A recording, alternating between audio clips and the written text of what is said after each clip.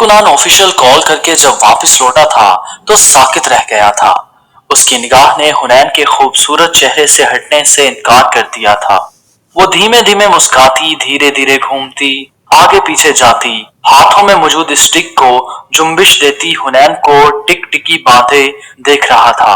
उसका दिल था कि उसकी शर्मीली मुस्कुराहट, लहराती चोटी, हिलते आवेजों और शरारती नैनों में अटक अटक सजा रहा था।